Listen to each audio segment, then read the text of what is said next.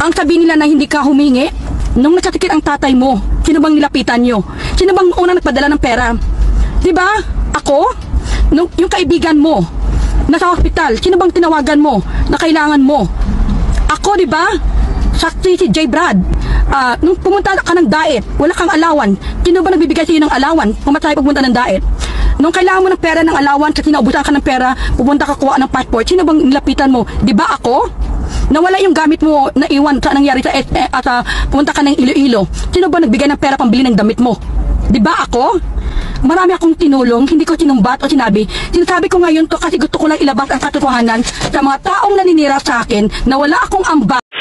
Bait-bait ni Midi, tapos hawain ninyo. Abay, wala. Grabe po.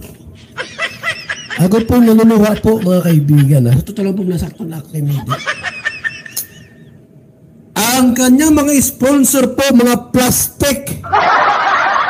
Yung mga reactor niya, mga plastic din po yung mga yan. Inayaman mo sa Midi po. Nagayong gani. Mabuti, mayroong Val Santos Matubang na hindi po umalis sa kanya. Ito.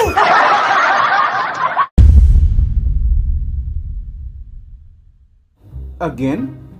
Kakabigay ko lang sa'yo ng 1 milyon. May bibilin ka na naman. Ganon? Ipapagamot mo yung aso ng kapitbahay nyo?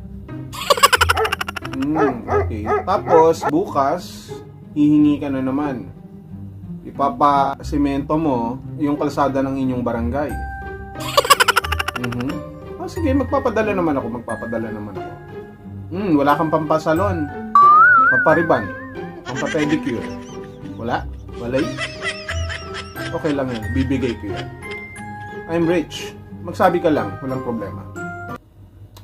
Okay, bye. Bye.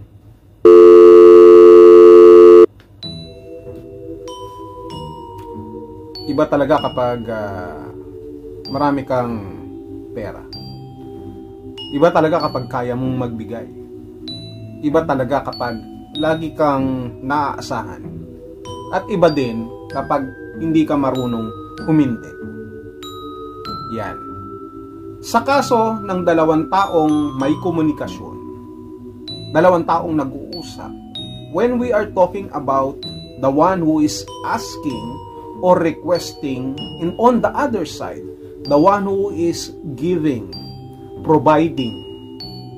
Anong ibig ko sabihin dito? Sa tingin nyo ba, sino ang may pagkakamali? Yung taong nagbibigay ba? O yung taong nanghihingi?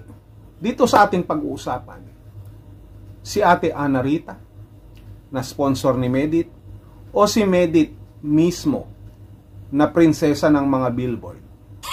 Kung ako ang inyong tatanungin, wala namang masama sa paghingi.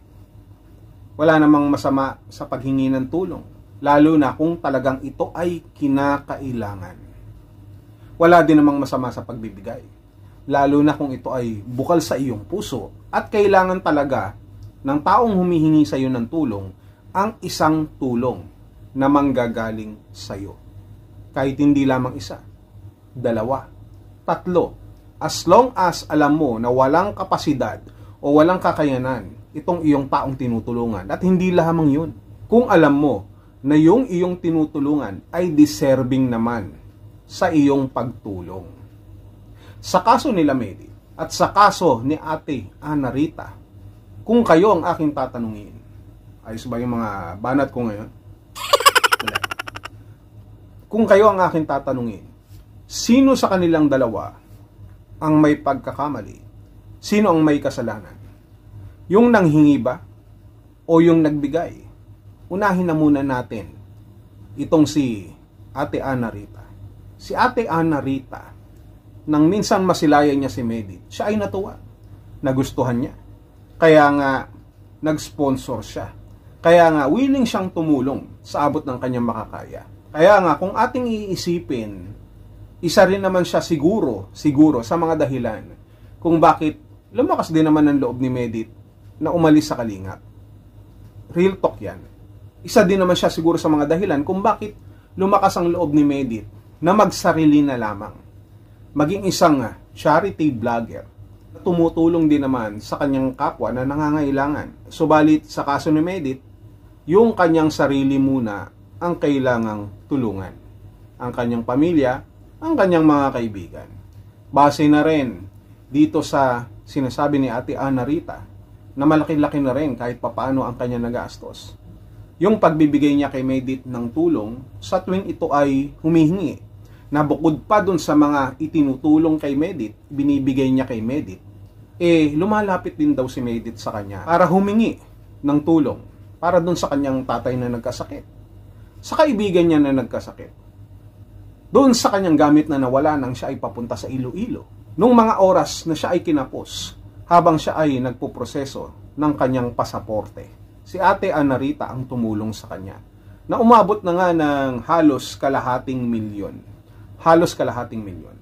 Mabuti na lamang hindi pa siya hiningan ng pampabillboard. Mabuti na lamang hindi siya hiningan ng pampa-reband o pang-membership ng gym.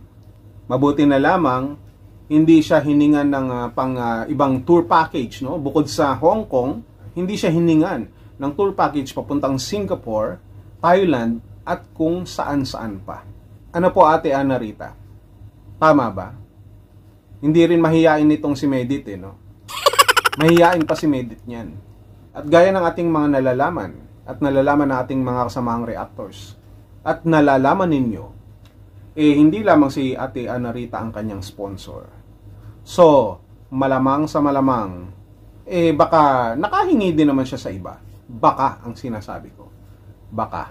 Pero wala na akong pakialam dyan. Wala akong pake kung ano man ang kanyang hiningi.